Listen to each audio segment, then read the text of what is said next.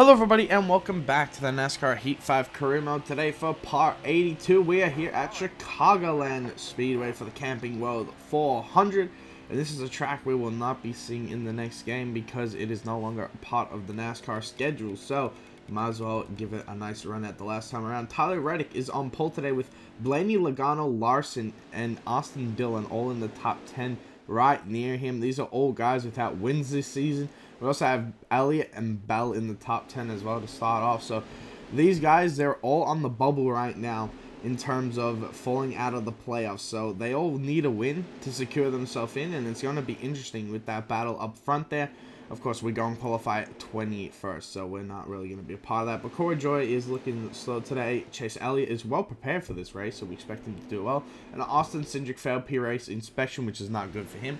So he will now fall back behind those guys. But yeah, these guys battling up here, they're going to try and see who can get in with a win. As now we go racing here at Chicagoland. It's time to find out what will go down. Will we see a shock winner today? Will we see a first-time winner this season? We'll have to find out, but hopefully we can get up there and see that battle up close at least, because we got some cars to get through if we want to get there. As now we already go to the inside here in front of James Knight there in that 97 car, who's had a decent rookie season but has fell off in these recent weeks. He's looking to have a nice run today to turn that around, as now we go 3 wide with Matt DiBenedetto and Kevin Harvick, but we hit the apron there. A bit of a mistake there, but we do managed to get past the both of them now. And now a little bit of help from James Knight here will push us to the inside of Ross Chastain and Brad Keselowski now.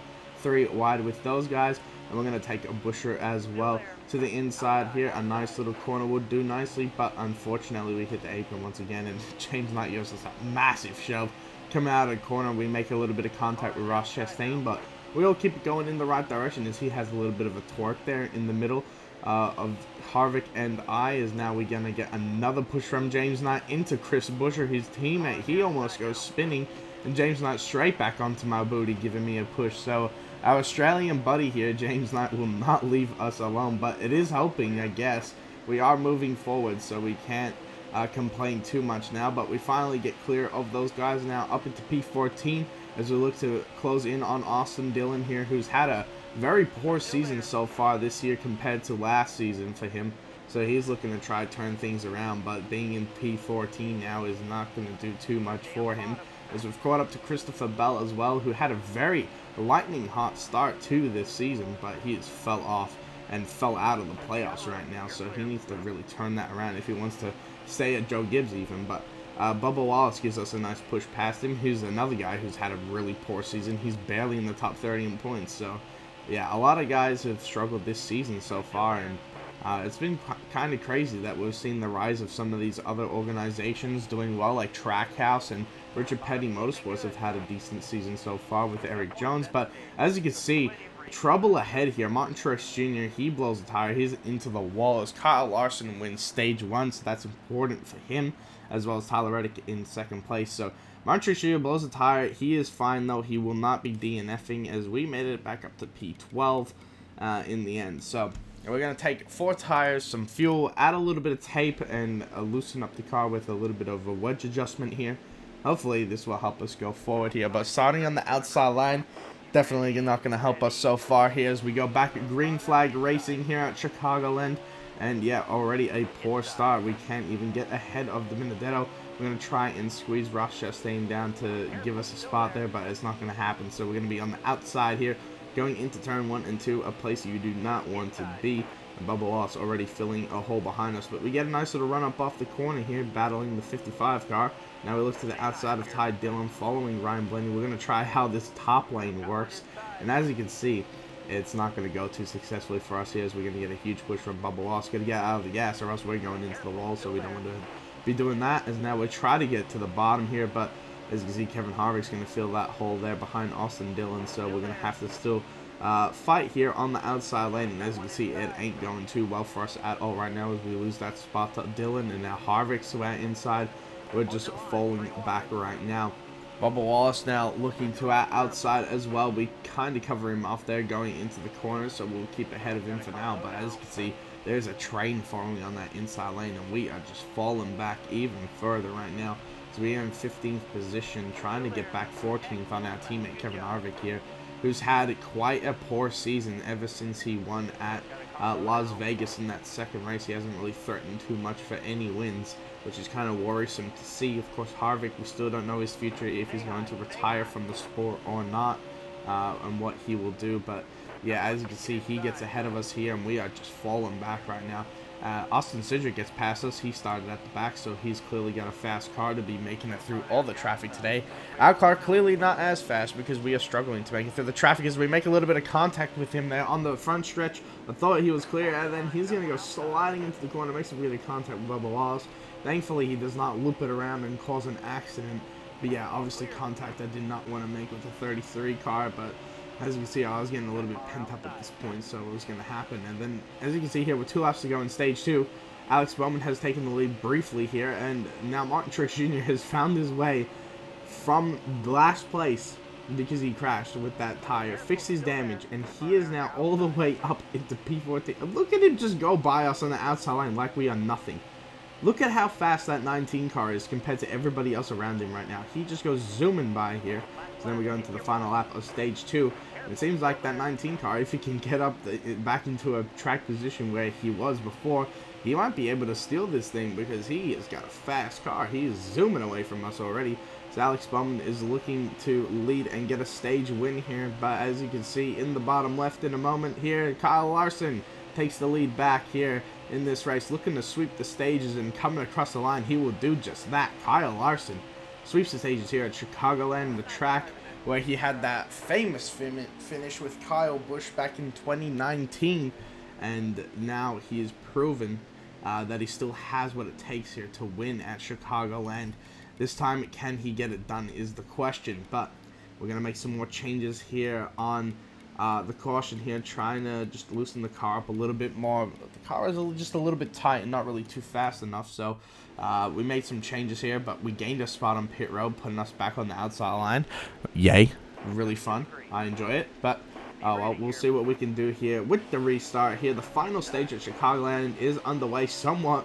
Seems like very quickly this episode, but yeah, nothing really happened so far. It's just us kind of getting bullied around in the mid-pack. Is now Martin Truex Jr. gets a really bad start there, and we are able to get to the inside line, thankfully. And now, hopefully, we can go forward here as we're going to go and take the 55 car 3 wide with Logano.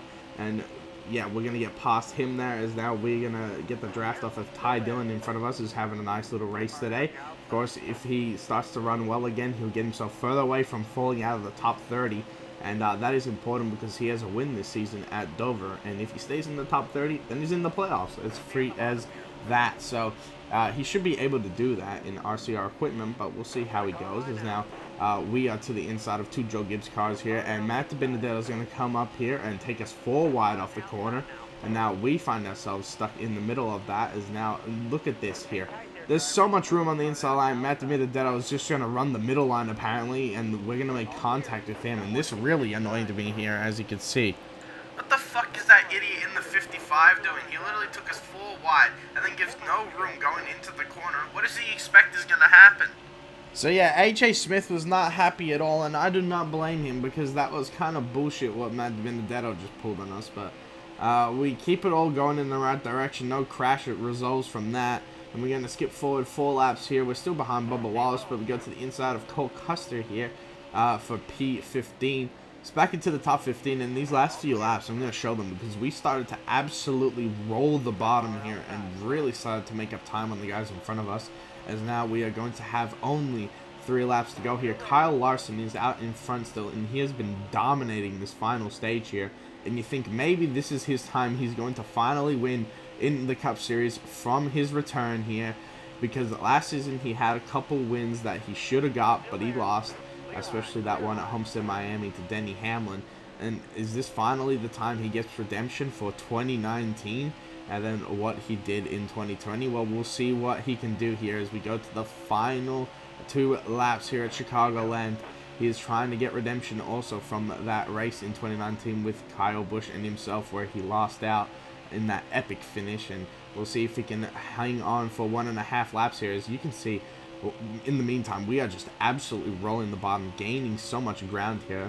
Joey Logano, he was so far ahead of us, and now we just go and get past him here. So our car definitely started to find its feet here. but it's just a little bit too late, unfortunately, to really make a charge to the front, as now we are on the final lap here for the Camping World 400.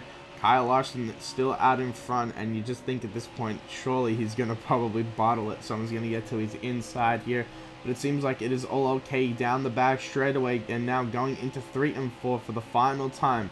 Kyle Larson went over so much strife in the 2020 season. 2021, he came back, nothing happened for him, but this time, he's going to get a win. He punches his ticket into the playoffs with a win this time, and that will do it for Kyle Larson here at Chicagoland. We're going to finish in P12, so a nice little rebound after what happened with myself and Matt DiBenedetto, but there is your top 10 finishes. Martin Truex Jr. ends up 3rd place after all that.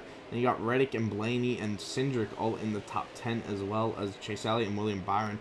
All these guys that need good runs had a good run today, as well as Ty Dillon. So everyone had a good run, though, in the top 16, but now one of those playoff spots is taken by Larson. So yeah, the more and more guys that win here is going to make it more and more worrisome for the other guys, as Corey LaJoie rounds out your field. No DNFs today, which is surprising, but there you go. 2 races with no DNFs in a row. And that'll do it for today's race at Chicagoland, as now we look at the race summary here.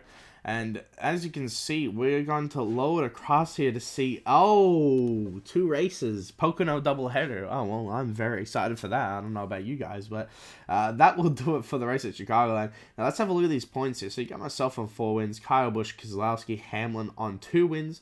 You got Truex Jr., Harvick, Larson, Suarez, and then Briscoe, Jones, and then Ty Dillon as well with 1 win. And then you got Bowman, Logano, Elliott, Byron, and Reddick. The guys out of the playoffs, in the playoffs right now without a win. And then you got Blaney, who is just a few points out, as well as Christopher Bell, who's about 30 out. Then you got DiBenedetto, as well as Timmy Hill down here. And then those are the guys who can realistically make it on points. And then you got the guys on back from 20th, right? These guys, they're going to need a win at this point, I think.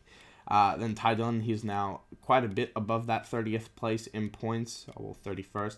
So he's doing what he needs to do to stay in the playoffs. But there you go. BJ McLeod is winning your race for the last place here, as that is going to do it for today's race at Chicagoland today. I want to thank you guys all for watching. Really appreciate the support on the series, and I hope you enjoyed the video. I'll see you all in the next one, which will be the Pocono doubleheader. We're rising, we're falling, we're making moves. We're climbing, we're soaring, 1,000 views.